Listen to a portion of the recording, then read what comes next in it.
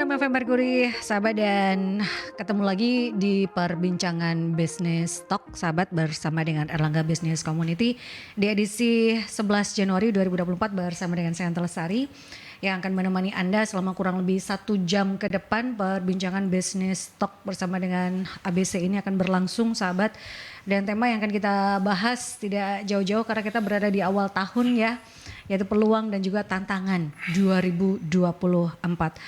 Ada 3 narasumber yang hadir di studio. Saya akan memperkenalkan satu. Nah, Pak Awan nanti akan memperkenalkan yang lainnya. Apa kabar Pak Awan Catur Perkasa, Wakil Ketua 2 Erlangga Business Community? Apa kabar Pak? Baik, alhamdulillah. Ketemu lagi. Iya, ketemu lagi. Sekarang ini kita membahas peluang dan juga tantangan 2024. Pak Awan menghadirkan 2 narasumber. Siapa saja Pak? Baik ya, Bisa jadi diperkenalkan. hari ini kami dari pengurus Erlangga Business Community itu akan menceritakan berbicara mengenai peluang dan tantangan 2024. Dan hadir di sini nanti adalah di belakang saya adalah Mas Yunus. Ini adalah sebagai ketua dari Erlangga Business Community. Nanti kedua ada Mas Rizky lagi OTW ke sini ya. Itu sebagai sekretaris seperti itu. Nah, Pak Yunus ini usianya bidang apa nih Pak? Sekarang ya. Ya. Saya ada beberapa sektor yang kita kerjakan, ada di properti, ada di persewaan mobil, ada yang tradisional, ada travel, karena kebetulan kita ada di holding ya, ada 4 anak perusahaan yang sedang kita tangani bersama. Jadi ini setelah closing 2023 langsung lanjut ya Pak. Gaspol. Iya. Gaspol. Karena kan kita menatap 2024 peluang dan juga tantangan. Nah, ini tadi off air saya tanyakan, kan kita di tahun politik ya Pak. langsung gitu ya. Ini kalau bicara tentang pemilu, ini sebuah peluang atau tantangan? Kalau untuk teman-teman di Erlangga Business Community ini seperti apa? Langsung ke ketuanya loh ya. Seperti apa Pak Yunus? Ini repot ini, ada tahun politik ya. Kalau orang bisnis ini nggak ada tahun politik ya, tahun kerja semua ya. Di tahun politik ini yang pasti, karena untungnya kita masih ngomong untung ya. Kita akan pemilu diadakan di bulan 2, di pertengahan bulan 2. Jadi kemungkinan nanti efeknya hanya di bulan 1-2 ya. Habis itu kelihatannya lancar ya. Kalau udah tengah-tengah, ini repot, ini mulai bulan 1-2 ini ditahan terus ini. Dan biasanya di tahun politik ya rahasia bersama, jumlah uang yang beredar cukup banyak. Kalau kita di pengusaha, khususnya di UMKM, ini pasti banyak uang yang beredar, otomatis kita harapkan ada perputaran uang di situ.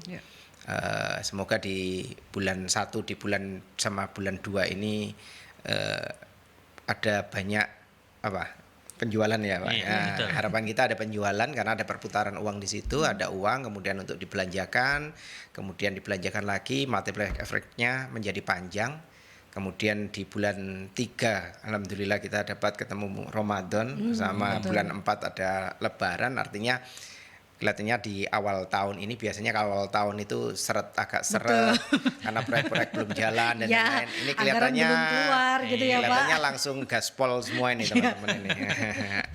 Jadi banyak peluang ya di tahun ini. Nanti belum di akhir tahun rencananya dijadwalkan ada pilkada 2024 itu dijadwalkan juga itu. Jadi di bulan 10 kalau nggak saya ya, nggak tahu dimajukan. November gitu ya.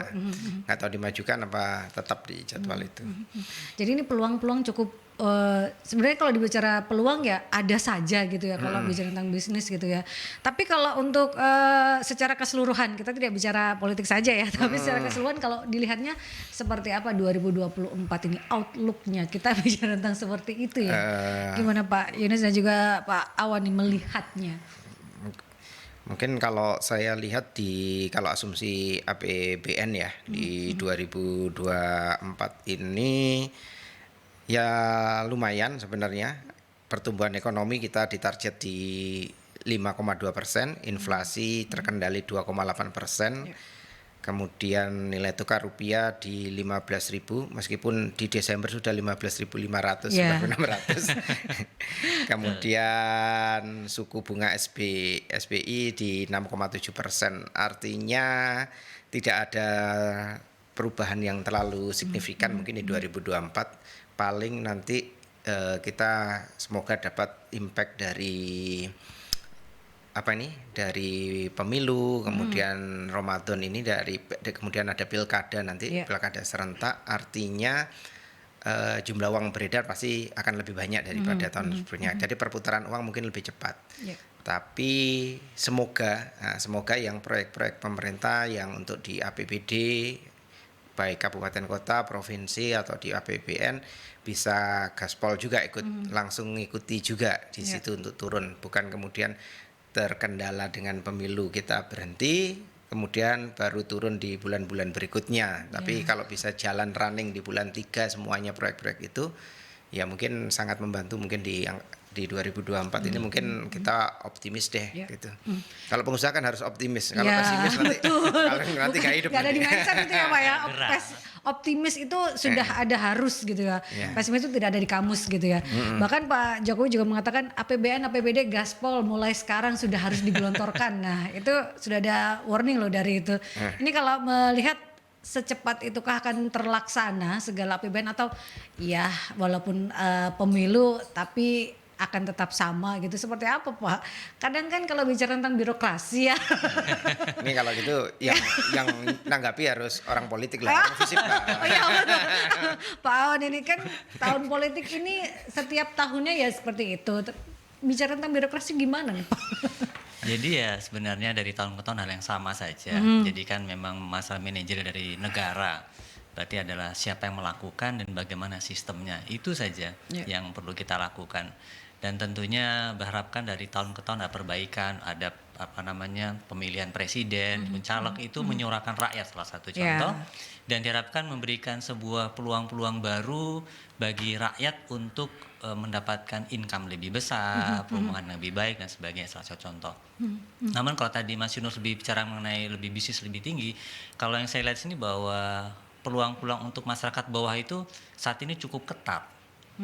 Nah itu yang mereka butuhkan real karena uang cash itu penting. Uang cash itu penting sehingga pada saat mereka seperti ada tahun politik, mereka seperti nggak peduli gitu. Yang penting bagaimana mereka makan besok seperti itu. Jadi pada saat ini kita ngelola beberapa UMKM, salah satu contoh ada hal yang menarik bahwa mereka membutuhkan sebuah tempat untuk berjualan.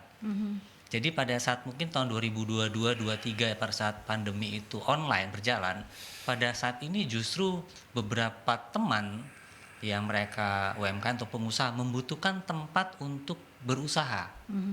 Jadi ada sebuah home base untuk produk mereka, apakah produk sendiri atau kan titipan, namun ada suatu jujukan seperti itu. Nah diharapkan juga bahwa kenapa seperti itu, memang ada sebuah image kalau mereka punya tempat itu lebih percaya, betul. Ya lebih dipercaya. Dan kita tahu juga dan masalahnya bahwa tempat-tempat yang ada kan biasanya perusahaan-perusahaan asing. Nah kita tahu ekonomi lokal atau teman-teman yang UMKM atau pengusaha awal atau startup itu lebih butuh kemudahan untuk mendapatkan itu. Namun sisi lain juga dari properti dikatakan tadi tidak mudah mendapatkan tempat sekarang karena harga juga cukup tinggi. Pertama, yang kedua juga ternyata kalau kita lihat rumah atau pertokoan itu dijual kan salah satu contoh. Gitu ya. Jadi sepi. Akhirnya ada sebuah dilema pada saat masyarakat bawah ini ingin maju, itu kendalanya cukup tinggi seperti itu mendapatkan peluang. Nah, secara online kita tahu juga bahwa tidak mudah lagi sekarang. Iya. Barang luar banyak gitu kan. Iya, seperti itu. Yang kedua juga variasinya. Jadi yang terjadi contoh adalah bahwa contoh jual risol. Awalnya ada 1 orang, tiba-tiba karena enak buat 5 orang. Akhirnya kan pasnya terbagi. Nah, itu juga membuat bahwa sepertinya menarik, tapi koinnya menjadi lebih kecil. Salah satu contoh. Nah, ini yang memang yang perlu disampaikan juga teman-teman dalam berbisnis. Dan juga contoh kayak warung kopi gitu kan, makin banyak akhirnya terpisah dan makin kecil seperti itu. Betul. Nah, pengusaha pun juga pada saat melihat peluang baru, Akhirnya pun kita lihat tadi banyak regulasi harus diikuti. Yang tentunya di sini memang tantangan dari pemerintah memberikan keterbukaan, kemudian juga kemudahan pelayanan. Ya, untungnya kalau di Surabaya contohnya kan mudah salah satu. Di Jawa Timur juga seperti itu. Kita di tempat lain kita perlu mendapatkan hal itu juga salah satu contoh. Namun pada intinya bahwa di mana-mana pengusaha itu ingin mendapatkan sebuah kemudahan dalam berusaha. Jadi peluang. Sehingga kalau saya sendiri punya suatu kalimat bahwa setiap pagi selalu ada peluang baru. Ya, setiap pagi ada harapan baru.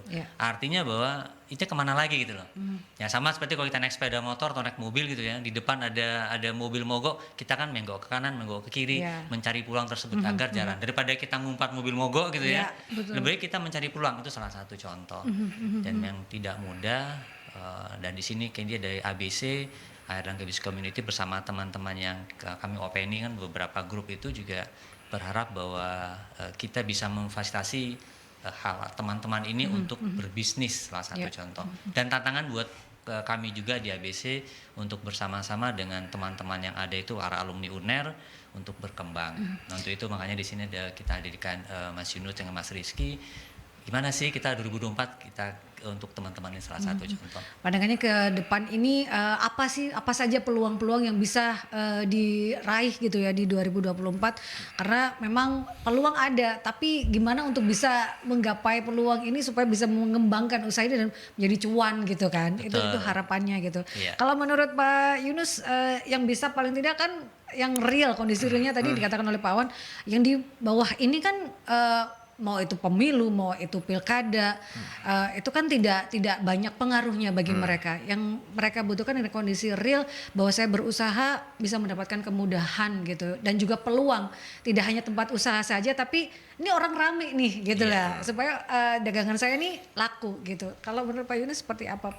Iya, ini mulai ada pergeseran lagi di 2003 akhir setelah kita pandemi.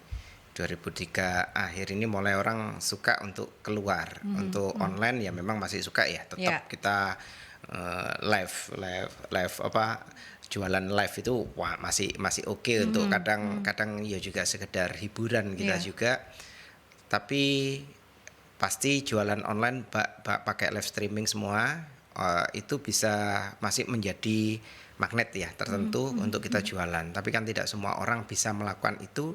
Dan juga customernya juga tidak semua juga semua produk bisa dilakukan seperti itu. Contoh produk makanan ya. Kita kalau untuk produk makanan mungkin karena pasti kita ingin menikmati dengan di tempat-tempat tertentu, di tempat yang nyaman atau tempat-tempat yang bersih dan lain-lain. Kalau untuk Surabaya regulasi yang sudah ada untuk sangat bagus sekali sebenarnya untuk Surabaya. Regulasi di bidang UMKM juga bagus, tapi memang ada kendala di situ. Kalau dulu kita mau buka pinggir jalan sudah tinggal buka aja. Kalau sekarang di Surabaya kan sudah tertib, hampir tidak ada orang yang jualan di pinggir jalan. Mungkin kemarin kami ke Semarang, ke Bandung sudah berbeda dengan di Surabaya. Ketertiban itu muncul di Surabaya sehingga terklaster-klaster gitu. Sehingga mereka yang tidak punya tempat, nggak bisa sewa tempat, ya seperti Cak Wan bilang, kita mau jualan di mana ini? Kita kan harus ada yang offline-nya, selain online. Mungkin ada regulasi khusus yang mempertemukan atau ada tempat-tempat yang bisa mempertemukan. Misalkan di Pemkot sudah ada beberapa sentra, termasuk yang di mana nih? Di Tunjungan, di Siola itu, kemudian di Mer juga sudah ada, tapi mungkin bagaimana itu mungkin diaktifkan kembali kepada sektor yang lebih kecil-kecil lagi, dan tempat-tempat jualan bagi mereka yang belum mampu untuk sewa tempat ya Pak Yawan ya. Kalau kita ngomong sentra kuliner sudah ada, sentra kuliner sudah penuh dan kita mungkin sudah sulit untuk masuk, dan yang di dalam pun sudah kesulitan untuk bersaing juga di situ. Nah itu mungkin kendalanya. Kalau enaknya di Indonesia ini ya, kita kepingin usaha langsung usaha jualan dari rumah dari mana bisa. Tapi kalau kemarin di negara Singapura, nah kalau kita mau usaha nggak boleh Pak seperti itu, karena sentra untuk masak, sentra ini semuanya sudah dipenuhi. Itu melanggar karena berkaitan dengan pengolahan limbah, dan kalau di Indonesia ini masih ketika kita mau berusaha, insya Allah masih bisa untuk melakukan itu. Dan harapan kita sih itu tadi yang sebenarnya semuanya ini tetap ketika melek pagi hari harus ada semangat yang lebih. Betul. Bahwa yang kita harus usaha seperti itu ketika regulasi dari pemerintah yang baru sekarang mengenai pajak penghasilan ya, dari UMKM yang kemarin masih 50% sekarang sudah tidak ada. Apakah yang 1% kemudian sekarang adalah PPh penghasilan pribadi yang final, itu dilakukan juga beberapa, regulasi fiskalnya sudah ada. Nah ini kan tantangan juga, padahal di sektor kita ngomong di sektor UMKM, siapa sih yang membuat pembukuan? Awan aja nggak buka pembukuan. Buka buku Kan, tutup lagi. iya, kan nggak ada yang buat pembukuan di situ. Tiba-tiba harus bayar gini, bayar ini, NPWP ini, bayarnya juga Mbak, tiba-tiba kena tarik ini, dan sekarang bisa link dengan bank sehingga aset di tabungan kita pribadi, perputaran uang akan kelihatan. Padahal kan profitnya berapa sih sebenarnya dari situ. Sebenarnya kalau kita ngomong secara perusahaan, sebenarnya itu bukan profit, itu adalah jasa tenaga kerja kita sebagai pegawai di situ, pegawai marketing, sebagai manajer, merangkap semuanya kan. Mungkin beberapa UMKM kan seperti itu. Itu bukan profitnya sebenarnya, itu adalah pajak penghasilan atas pegawainya dari selisih. Tapi kan kalau teman-teman UMKM cuman aku kulaan semene, ono selisih 200.000, padahal dia mulai jualannya menyiapkan dari rumah, terus malam misalkan nasi goreng dia harus dorong. Nah itu kan biaya itu ada kosnya gitu sebenarnya kan itu dihitung juga. Itu gajinya dia, belum di profitnya teman-teman gitu loh. Itu yang mungkin harus disadari adalah pemerintah, bahwa sebagian kita masih perlu pendampingan, masih perlu relaksasi di bidang fiskal, itu yang perlu dipertimbangkan juga. Sehingga di Undang-Undang Cipta Kerja bolehlah pelan-pelan, tapi ya tetaplah kita melihat keadaan, bukan ditarget di tahun, tapi target kesiapan dari para pelaku UMKM kita. Begitupun dengan target-target pengurusan izin kan ditargetkan juga harus halal misalnya ya di tahun ini itu sudah harus semuanya halal. Tapi kan belum tentu kesiapan dari tidak hanya para UMKM, tapi kesiapan regulator ini untuk pengurusan ini seperti apa. Nah, itu kan juga penting. Ada berapa juta UMKM di Indonesia dan produknya bermacam-macam. Nah, kemudian kita disuruh wajib ngurus. Yang kita sudah ngurus tapi selesainya berbulan-bulan bisa selesainya. Ini yang menjadi masalah. Harusnya sanggup nggak? Ternyata mereka regulatornya itu orangnya cuma sedikit. Orang kita loh cuma sedikit Pak, kita harus membuat gini. Nah, ini pertanyaan yang berbanding terbalik dengan kewajiban yang harus dilakukan gitu. Untuk ngurus izin edar, berapa regulasi yang mereka mewajibkan, tapi kita untuk ngurus berapa waktu lama? Jawabannya pasti mereka nggak akan terbuka. Ngurus izin edar kita masukkan harusnya 30 hari sudah keluar, tapi ternyata tenaga dari teman-teman di BP POM di pengurusan izin itu orangnya terbatas. Nah terus piye terus? Kalau kita lagi itu ya. Terus kalau kita nggak pakai izin edar belum boleh jualan. Nah, ada nanti APH yang akan menerbitkan. Maksud saya regulasi ini tolong dilakukan relaksasi. Kalau toh ada dari kami pelaku UMKM atau pengusaha yang tidak sesuai dengan regulasi, jangan langsung dong kita langsung diarahkan kepada hukum.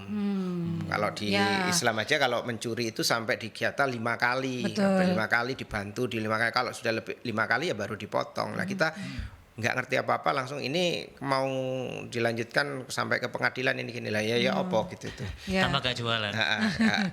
Artinya ketika ada peraturan masuk itu langsung di-cut bahwa ini harus dilakukan penegakan, bukan pendampingan dulu. Oh, misalkan Mas Awan sekali sudah pernah kasih 2 kali, ini sudah ke-5 kali dia nggak mau ngurus-ngurus, baru mungkin boleh.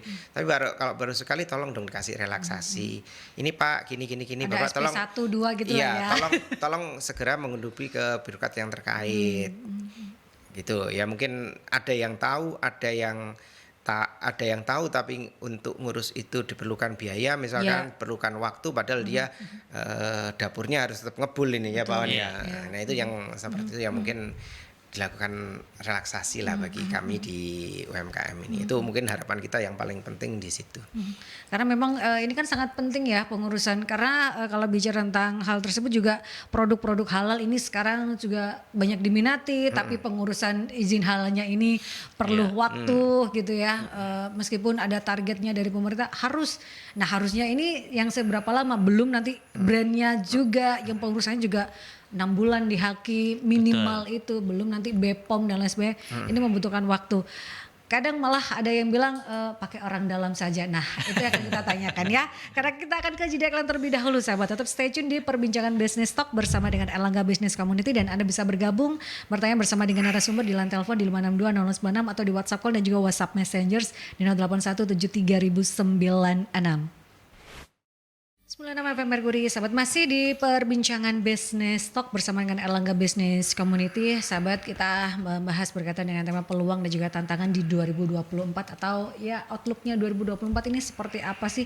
Apa saja tantangan-tantangan yang harus dihadapi oleh pelaku usaha dan juga peluang-peluang yang bisa didapatkan. Peluang setiap harinya memang pastinya ada peluang ya, tinggal bagaimana menyikapi hal-hal tersebut bisa dirubah menjadi sebuah peluang besar bagi para pelaku usaha. Seperti kalau kita bicara tentang perizinan ini tantangan ya, kalau bisa dikatakan tantangan, tapi tidak hanya di tahun 2024, tapi tantangan yang ya seringkali terjadi gitu ya. Tapi di 2024 sertifikasi halal semua produk itu menjadi tantangan tersendiri bagi para pelaku usaha gitu ya Pak Yunus dan juga Mas Awan gitu. Seperti itu kan? Seperti apa? Dan kalau ada bisa sih jalur cepatnya. Nah, itu boleh diambilkah bagi para pelaku usaha? Atau jangan dulu deh gitu. Seperti apa kalau melihat hal tersebut? Cawan aja nih. Jadi kalau situasi normal yang ada kasak kusuk di teman-teman tuh memang bahwa masalah administrasi mereka lemah.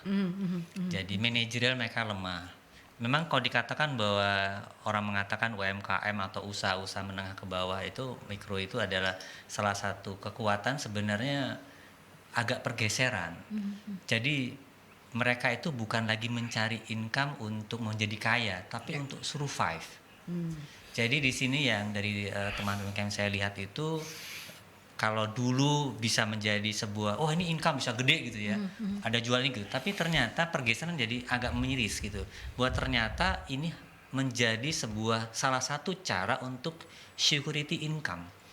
Jadi bagaimana mereka bertahan hidup dengan berjual makanannya cukup miris seperti itu. Dan pada saat ini kejadian berapa kali ini muncullah banyak peraturan yang mereka juga tidak paham seperti itu. Dan ketidaksiapan dari birokrasi, kemudian penyediaannya, dan kita tahu dari tahun 2024 ini juga lagi sibuk dengan masalah politik ya. Betul.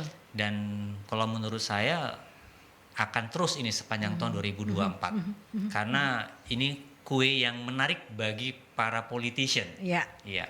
Mainannya mereka di kalangan atas. Namun kita pengusaha yang menengah bawah, apalagi yang bawah ini, kita nggak peduli, kita tetap survive, harus makan, salah satu contoh.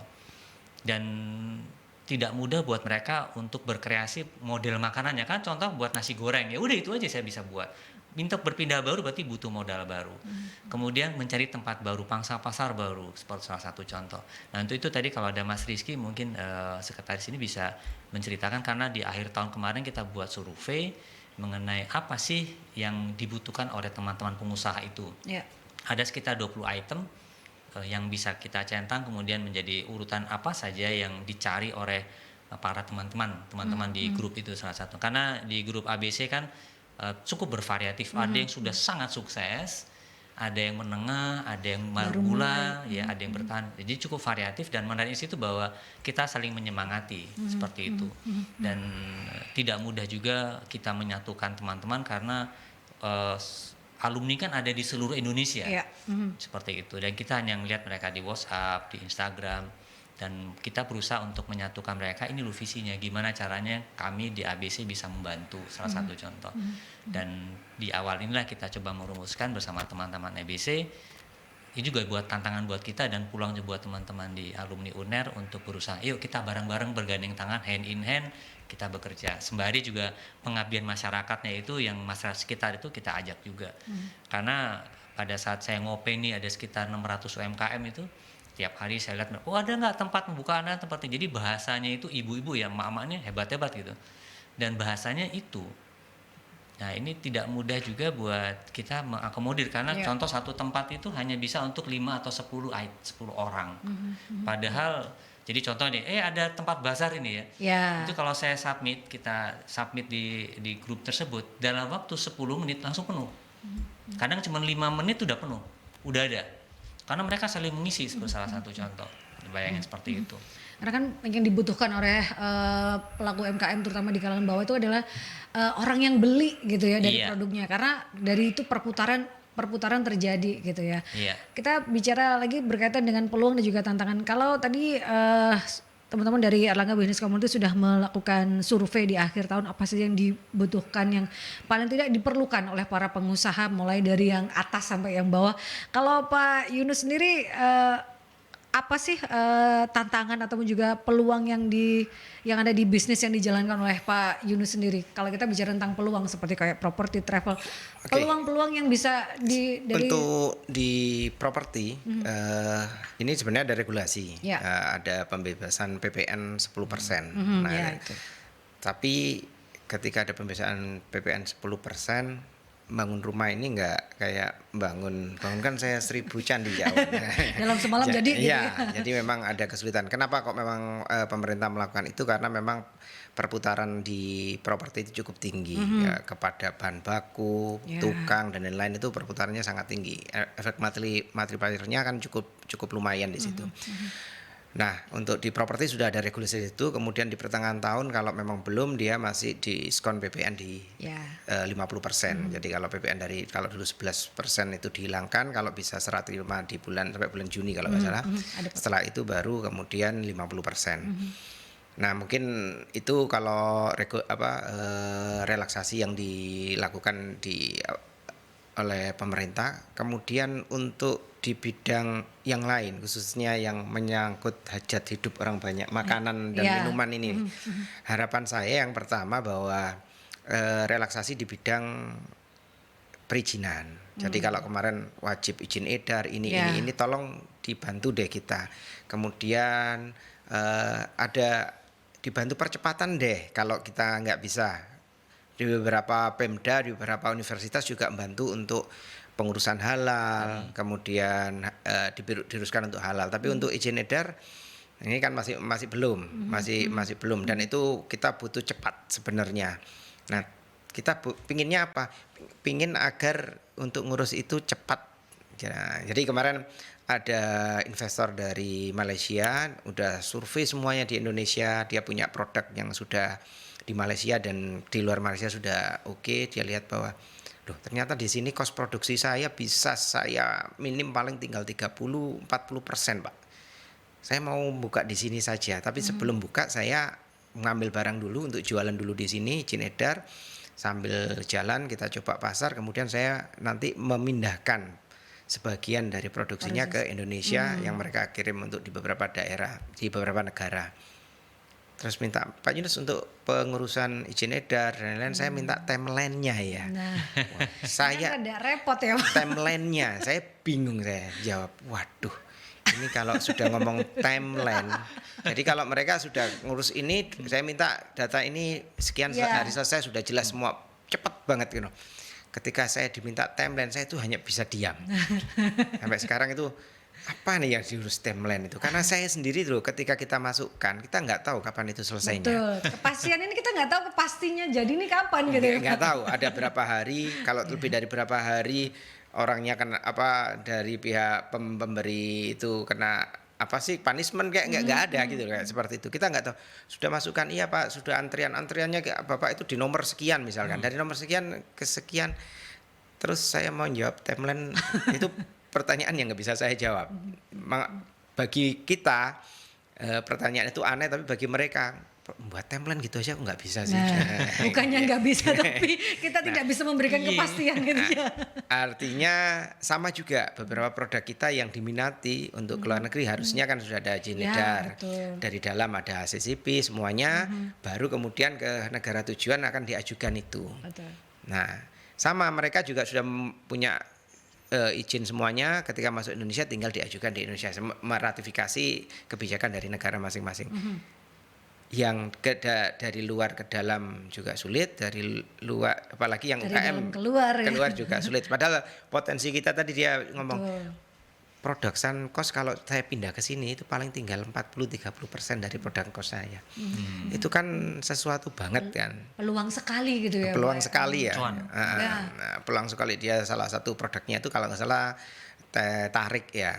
Dia bantainya itu ngambil dari Afrika kalau nggak salah. Susunya dari Selandia Baru. Saya bilang nang Indonesia no KB itu. Iya. Karena dia pakai black tea kan. Kalau black tea Indonesia kan Banyak. banyak. Black tea susunya tinggal ada. Oh iya, dekat semua ya. Harga susunya mau kaget juga dia. Harga susunya Jauh dari jauh yang- dari yang di New Zealand. dari dia datangkan dari New Zealand. Itu yang mungkin perlu dilakukan relaksasi bagi pemerintahan, meskipun saya tahu mungkin beberapa kepala daerah ini lagi sibuk untuk mempersiapkan dirinya, tapi kita mohon untuk memberikan relaksasi itu, dan beberapa kementerian juga lagi sibuk berharap siapa calon Ya. pimpinannya yang baru, karena biasanya akan berganti Kakinya mau taruh di mana ya? Nah, menterinya ganti, siapapun ya, tiga-tiganya kepilih pun salah satu dari Pasti ketiga akan itu berubah pasti gitu akan ya. berubah di menterinya mungkin ganti, dirjen-dirjennya mantri, staf khususnya ganti, Ya. polisinya juga ganti. Itu yang saya berharap cuman nggak apa-apa ganti kabeh, yang penting lebih cepat. Ya. Iya, Mbak Betul. Jawan ya. Betul. Transparan, lebih transparan, lebih cepat agar kita bisa bersaing di situ. karena kan itu salah satu bentuk investasi gitu ya. Iya. Kan itu investasi masuk, tapi balik lagi regulasinya yang membuat akhirnya itu menjadi tantangan, ya kan? Kemudian yang berikutnya dari regulasi itu kita masih ngomong marketing ya. Kita kemarin rame di misalkan beberapa Tanah Abang sepi ini, Ya. tapi tidak semua kan, ada yang sepi, ada yang enggak. Kemarin saya ke Bandung ke Pasar Baru, yang bawah ya rame, yang atas sepi. Kosong.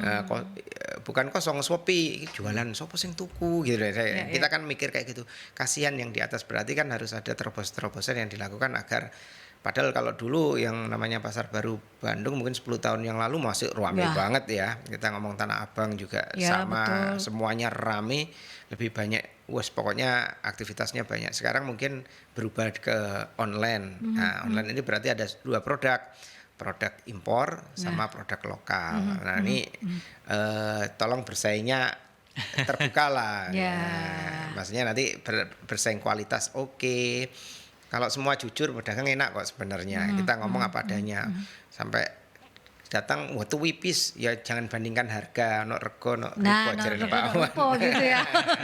Ya itu gitu. Tapi ya. kalau untuk ngomong kreativitas Kita nggak kalah. saudara-saudara Indonesia, kita Betul. teman-teman tetap Indonesia ini sangat kreatif, dan kita bisa hidup dalam posisi apapun, gitu. Betul. Bisa jualan Terbukti. apapun.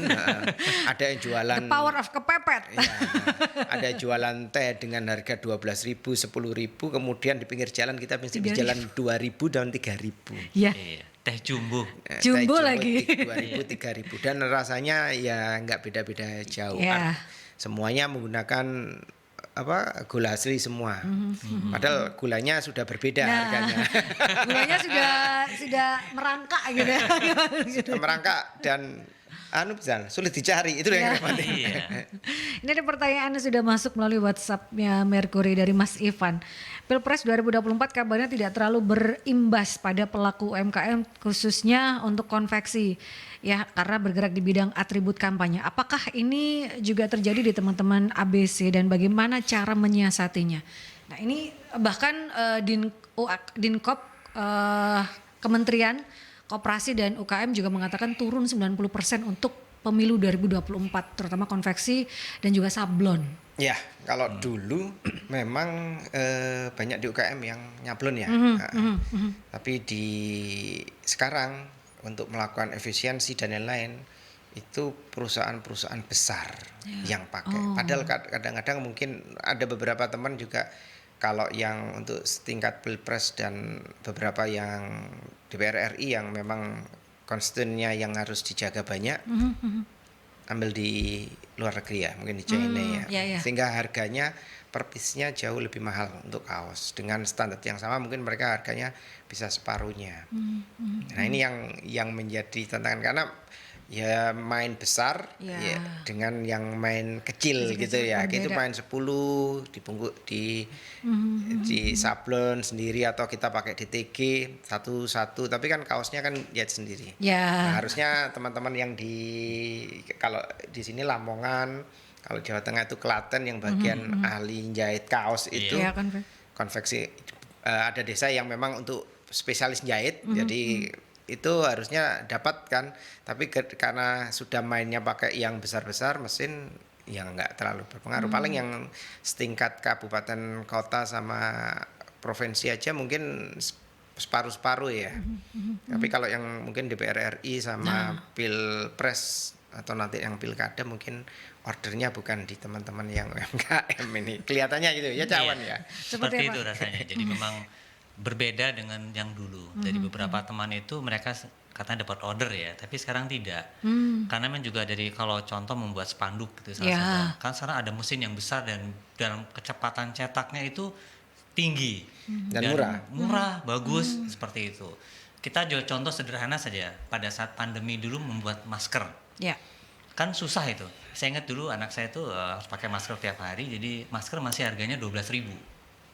Nah, kemudian kan melonjak jadi 200-an seperti itu. Akhirnya datang mesin masker. Nah, itu tipe kalau masker saja ada mesinnya dan cetaknya cepat. Kalau kita lihat kan, cepat banget ya gitu salah satu. Nah, teknologi-teknologi cetakan baik untuk spanduk, baik untuk kaos, itu sekarang sudah sangat maju. Dan mereka hanya pemain modal besar yang bisa.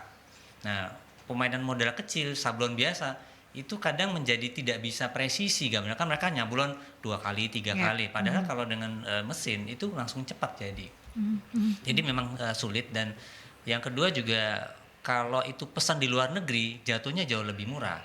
Jadi salah satu teman juga mengatakan bahwa saya kalau beli di Indonesia barang yang sama itu saya bayar sekian, tapi kalau saya beli di luar saya bayar pajak, saya masih bisa hemat 30%. Terus gue harus beli di mana, Wan, gitu kan susah. Jadi salah satu contoh, even itu dia bayar pajak barang itu dari beli dari online luar untuk ke Indonesia jauh lebih murah. Nah, ini kan cukup ironi. Nah, kemudian kedua, kemarin saya ketemu dengan salah satu teman juga membuat alat-alat kesehatan. Itu kalau impor dari China harganya anggaplah bisa 1M gitu ya. Itu kalau buat di Indonesia itu bisa jadi 1,2 atau 1,3. Loh, kenapa? Karena barang per item kecilnya itu datangin dari sana. Nah, ya kan kecil. Yang kedua datang dari Indonesia itu berbeda lagi karena ongkos kerja. Sehingga bisa dikatakan bahwa tantangan buat UMKM adalah mengalahkan harga yang stok dari luar. Itu makin hari akan makin kencang. Nah, kita tidak tahu akhirnya di mana. Nah, itulah tugasnya kita dari ABC, bagaimana ngopeni teman-teman untuk tetap bersemangat, salah satu contoh. Dan yang imbas yang tidak besar itu adalah makanan dan minuman. Tapi kalau hal-hal yang bersifat yang teknologi, itu kita tahu itu pengusaha bidang itu harus jauh lebih tangguh dan lebih kuat tatak untuk menghadapi itu. Dan ngeri rasanya gitu. Kalau padat modal ya, jadi kalau sudah barang itu berkaitan dengan padat modal, mungkin kita sudah kurang kompetitif. Tapi kalau sudah masih ngomong customize, yang khusus, kayak misalkan desain-desain baju itu kan nggak bisa, kalau desain untuk wanita itu kan nggak bisa banyak ya, khusus biasanya. Nah, itu kita masih kompetitif lah. Kemudian kalau kaos, kita kalau ngomong kaos-kaos yang custom, kaos-kaos yang vintage, yang gaya-gaya lama itu masih oke. Tapi kalau sudah mass production besar gitu ya, kita ngeri. Jadi saya mungkin kalau teman-teman makanan minuman ya mungkin tidak ada masalah, tapi tetap harus waspada juga. Nanti akan muncul nggak perlu masak, semuanya sudah dalam bentuk kemasan, tinggal ngangetin aja. Sekarang Iya. sudah banyak Ingat, muncul, Pak. kalau itu berarti kan padat modal di situ. Nah, kalau yang itu terjadi ya itu menjadi tantangan. Jadi Ya, kalau ya. nanti buka kafe saya nggak perlu pegawai apa yang ahli masak dan lain-lain. Saya cukup nyiapin itu, Betul. tinggal masuk, diangetin, disajikan itu kita hanya membuat nasi putih aja. Udah selesai. Saya bisa jualan bermacam-macam, mau rendang kayak mau gulai kayak mau apa, itu Iya. tinggal ngangetin aja. Nah, itu nanti tantangan kedepannya di bidang kuliner seperti itu, tapi kalau kita membuat sesuatu yang custom, yang unik, yang seger-seger kayak pecel kan nggak mungkin begitu kan. Nah, terus Tahu beberapa campur gitu tahu campur yang agak-agak aneh gitu kan mungkin akan menjadi pilihan. Dan untuk produk yang non makanan minuman, mau nggak mau kita harus membuat sesuatu yang unik dengan custom itu tadi, yang aneh lah pokoknya. Ya. Kalau nggak aneh kayak misalkan kerajinan merchandise, wis nggak mungkin merchandise yang skala sedang-sedang pasti kita yang pegang, nggak mungkin Ya. kita impor, karena kan masih lebih ekonomis di sini ngerjakannya. Jadi beragam hal gitu ya, tantangan ataupun juga peluang yang harus dihadapi oleh banyak pengusaha, tidak hanya untuk para UMKM tapi pengusaha besar juga banyak gitu ya tantangan dan juga segala peluang yang dihadirkan di 2024 ini sahabat. Tapi nanti saya setelah jeda iklan ini akan menanyakan juga bagaimana strategi dalam menyiasati segala peluang dan juga tantangan di 2024 ini yang mana tadi sudah dijabarkan banyak sekali gitu ya, baik itu peluang atau juga tantangannya. Nah, seperti apa supaya bisnis ini tidak hanya bertahan itu sudah lebih dari cukup, tapi berkembang lagi ke depannya seperti apa? Tetap stay tune di Business Talk bersama dengan Erlangga Business Community sahabat ya. 96 FM Mercury, sahabat masih di perbincangan Business Talk ya, sahabat bersama dengan Erlangga Business Community. Ada Pak Yunus Enus, Ketua Erlangga Business Community dan juga Pak Awan Catur Perkasa, Wakil Ketua 2 Erlangga Business Community. Kita membahas peluang dan juga tantangan di 2024 ini. Tadi peluang dan juga tantangan sudah banyak kita bahas. Sekarang saya pengen bagaimana strategi menghadapi 2024 ini, tidak hanya strategi untuk menghadapi tapi juga menyiasatinya supaya tantangan-tantangan itu bisa berubah jadi peluang-peluang besar, tidak hanya untuk bertahan tapi juga untuk bisa lebih naik lagi gitu. Kalau Pak Yunus seperti apa Pak? Kalau kita ngomong strategi, pasti kita akan melihat ke diri kita sendiri dulu. Jadi pertama kita kan harus tahu bagaimana perform dari perusahaan kita atau usaha kita. Apapun itulah, skalanya kecil, Pak, skalanya masih kecil. Oke, kemarin saya ngasih pelatihan di UKM di BSI Center juga saya bisa bilang harus dilakukan itu. Yeah. Sehingga akan ketahuan produk penjualannya dari mana, harganya berapa, kemudian siapa yang pembeli, rata-rata pembelinya bagaimana, itu akan kelihatan. Jadi kita ngomong statistik platform itu akan kelihatan. Terus keuntungan kita berapa.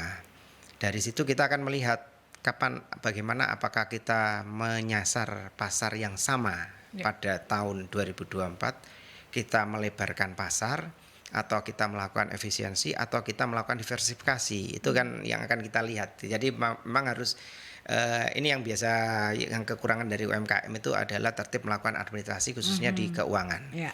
Karena data pembeli ada, data penjualan kita ada, profitnya berapa, termasuk kulaan kita berapa. Apakah kita perlu menaikkan harga atau kita pakai siasat bagaimana lagi. Dari penjualan itu apakah offline-nya berapa, online-nya berapa, siapa yang beli, tetangga, pengurus dari RT atau satu perumahan atau komunitas pengajian, komunitas di gereja ataupun arisan, itu kan akan terlihat nanti di situ. Kemudian akan terlihat juga bagaimana kapan bulan apa kita rame, bulan apa kita sepi, itu akan kelihatan di situ. Dan itu bisa kita melakukan strategi di situ. Kita mau ngambil pasarnya bagaimana. Nah, oke, ternyata dari beberapa item produk yang paling asik itu di sini. Orang paling suka dengan masakan saya yang ini, misalkan itu makanan. Dia paling suka dengan risol saya. Berarti itu menjadi produk yang premiumnya dia. Itu yang harus ditingkatkan. Tapi dilihat juga dari komposisi HPP dan lain-lain, dia keuntungannya besar apa enggak. Oh, kemudian karakteristiknya bagaimana untuk meningkatkan penjualan? Apakah, oh ya saya tambahin dengan online misalkan. Kemarin hanya kita jualan by WA, orang-orang yang kenal aja, sekarang tambahin online. Berarti harus ada perform di online situ. Siapa yang bisa bantu untuk menguruskan online-nya di sini? Karena kan nggak bisa terus semuanya dipegang dia semua. Harus mengungkusi dan lain-lain, menyiapkan, kirim dan lain-lain dan sebagainya. Di situ kita jualan untuk misalkan untuk produk itu. Itu untuk paling tahu kita harus bagaimana pasar yang akan kita bidik sehingga kita benar-benar fokus untuk penjualan di situ. Pemetaan gitu ya Pak. Pemetaan. Nah, kenapa ada orang berani jualan es teh jumbo 3.000 atau 2.000 malah di pinggir jalan? Dia tahu banget bahwa kemarin itu bulan-bulan panasnya minta ampun, orang itu ya hausnya minta ampun. Paling enak ya belinya adalah kalau dulu yang kemasan itu harganya sekarang itu di atas 2.000, 2.500, tetapi kan cuman berapa mili. Tapi kalau es teh jumbo, wah ini berhenti cedek, Gelek-gelek. yang lain yang pakai merek-merek branding dan lain-lain harganya di 10.000, paling kemasan kecil 6.000. Kita jualan mereka kan tahu, oh ini peluang ini yang masuk untuk kita dijalankan di situ. Nah itu pintar-pintarnya kita. Seperti kita nanti di setiap, kalau dulu kalau orang kampanye itu yang seneng siapa? UKM yang jualan. Nah, kalau ada kampanye akbar, dia jualan pinggir keliling misalkan di lapangan. Sekarang mungkin banyak yang berkurang itu pinggir pasti ada orang jualan. Kenapa? Orang yang datang pasti ya lapar, kepingin ngombe ini aus dan lain-lain itu. Itu yang menjadi menarik. Kalau dulu itu seneng di lapangan dan lain-lain itu seneng gitu loh. Kalau sekarang kan sudah jarang kayak seperti itu. Kalau toh ada sudah disediakan minum dan macam-macam. Nah, ini yang UKM rada gelo ya Pak. Paling enggak tapi jualan makanannya kan masih jalan. Ya itu yang kita harus tahu dulu bagaimana diri kita di situ. Platformnya meskipun beberapa teman di 2023 turun dari 2022. Kemudian kita ngomong marketplace, ya kita evaluasi juga dong marketplace. Jadi saya di Shopee itu dulu di 2023 mungkin masih di 16-17% potongannya. Ini mungkin mendekati 20% sekarang di 2024 karena ada kebijakan yang berubah seperti itu. Ya itu yang perlu diatur. 20% lumayan. Kalau dulu nggak ada potongan enak di online gini, tapi karena penjualan meningkat terus, potongannya kan tambah banyak. Kita harus masuk di atas terus bagaimana kita menjadi di pencarian official utama gitu ya. Jadi official itu kan ada cost-nya juga, nggak mak beduduk katanya. Itu tadi beli online dapat potongan 500.000, kalau offline-nya nggak dapat potongan. Ini kan aneh, kadang-kadang memang sesuatu yang aneh. Tapi memang yang 500.000 itu dapat potongan karena kita ngikuti A, B, C, D, E misalkan di platform yang sudah ada di marketplace ada. Itu yang memang kan kuncinya di UMKM ini di penjualan Mbak Mas. Tapi jangan lupa bahwa percuma jualan macam-macam kalau teman-teman itu tidak membuat laporan atau keuangan yang baik, pencatatan. Mereka nggak punya dashboard untuk pengambilan keputusan. Harapan saya sih itu. Nanti dari tertib administrasi bisa ada tambahan modal gitu ya dari kan itu yang utama kan, syarat utama untuk pengajuan kredit. Jadi semua UMKM gitu ya. bilang kita butuh modal. Catatanmu nggak ada Pak gini-gini. Saya tapi butuh modal Pak, soalnya habis terus dan lain-lain. Nah itu dari mana? Kenapa kok butuh modal? Sebenarnya tak hitungkan gini-gini. Sebenarnya untuk pengembangan bisnismu kamu nggak butuh modal. Keuntunganmu aja, setiap keuntungan ditahan dulu, jangan dipakai dulu untuk buka satu unit. Nanti kalau kamu sudah punya 10 outlet, baru kamu ngambil keuntungan. Kamu poso 6 bulan nggak sampai 10 bulan, kamu sudah punya tambahan 6 outlet lagi dari bisa keuntungan. Kan nggak bisa membaca dashboard itu kalau nggak ada laporan keuangan. Betul. Mbak. Ini waktu sudah tidak banyak, kalau bicara bisa 2 jam kita ya, bisa lebih bahkan. Kita langsung saja ke closing statement. Mungkin dari Pak Awan nanti ditutup oleh Pak Yunus Enis berkaitan dengan peluang dan juga tantangan di 2024 ini. Closing statementnya seperti apa di perbincangan kita hari ini Pak Awan? Ya baik, jadi memang kita harapkan bahwa selalu bersemangat dan seperti biasa bahwa ada setiap pagi selalu ada harapan baru dan peluang baru, dan tentunya diharapkan bahwa teman-teman juga semua makin menguatkan jaringan karena kita harus hand in hand bersama-sama menghadapi tantangan di tahun 2024 ini. Dan saya yakin kalau kita bersama-sama menghadapinya, insya Allah peluang itu akan terbuka. Karena mungkin selama ini hanya kita sendiri, tapi begitu ada teman bersama dengan kita, mereka bisa berbicara, kita bisa berdialog, akhirnya kita menemukan, oh ternyata ada bagian pintu yang bisa kita sama-sama lewati. Dan itulah bahwa kami dari ABC ini berharap bahwa pada tahun 2024 ini bisa sama-sama bekerja dengan alumni, kemudian dengan sivitas akademika dan juga masyarakat. Kita mengabdi seperti itu. Pak Yunus, closing statement-nya seperti apa Pak? Iya, sama seperti Cak Awan. Kita bangun pagi pasti ada peluang, setiap hari ada peluang yang baru. Tapi peluang itu dimanfaatkan dengan kita melakukan interpelasi. Apa? Yang pertama kita laporan, kita harus setiap hari kita benahi diri kita sendiri untuk usaha kita mengenai apapun itu, termasuk yang paling penting adalah di laporan keuangan. Harapan saya sehingga dashboardnya kelihatan. Dari situ akan muncul strategi yang akan muncul, yang akan kita gunakan mungkin menjadi lebih tepat. Dan kalau kita catatannya rapi dan orang melihat, iki loh catatanku, penjualanku, ini laporan keuanganku, mungkin ada partner untuk mengembangkan usaha kita. Tapi selama kita nggak punya itu, kita nggak akan dapat. Apakah partner itu dari lembaga keuangan, personal dan lain-lain, itu akan muncul seperti itu. Dan yang paling penting adalah berkomunitas. Nah, bicara tentang komunitas, rencana ke depan Erlangga Business Community apa ini Pak Yunus? Kami tetap kita coba menambahi beberapa teman-teman yang masih belum bergabung di komunitas kami, yang khususnya alumni untuk bergabung di komunitas kami. Kemudian kita share pengalaman masing-masing. Kalau memungkinkan kita ada jumpa darat untuk sinergi, kita harapkan ada sinergi. Sehingga dengan harapan dengan sinergi, dengan berkomunitas, kita bisa menyelesaikan beberapa problem yang di depan. Setiap kesulitan pasti itu adalah peluang bagi kita. Dan semangat kita tetap terjaga Mbak kalau berkomunitas itu. Betul. Kalau komunitasnya orang ngeluh semua. Kalau komunitasnya berusaha ya berusaha semua gitu ya. Berusaha untuk melihat tantangan itu menjadi sebuah peluang ke depannya gitu ya. Siap. Terima kasih Pak Yunus Enus, Ketua Erlangga Business Community, dan juga Pak Awan Catur Perkasa, Wakil Ketua 2 Sinergi dan Humas Erlangga Business Community sudah hadir di perbincangan Business Talk di edisi hari ini, Kamis 11 Januari 2024. Ketemu lagi di Business Talk Kamis 2 minggu lagi ya sahabat, karena perbincangan Erlangga Business Community di Business Talk hadir setiap hari Kamis 2 minggu sekali. Dan perbincangan ini juga bisa Anda saksikan kembali di YouTube channelnya Mercury di Radio Mercury 96. Saya Anta Lestari, wassalamualaikum warahmatullahi wabarakatuh. Waalaikumsalam warahmatullahi wabarakatuh.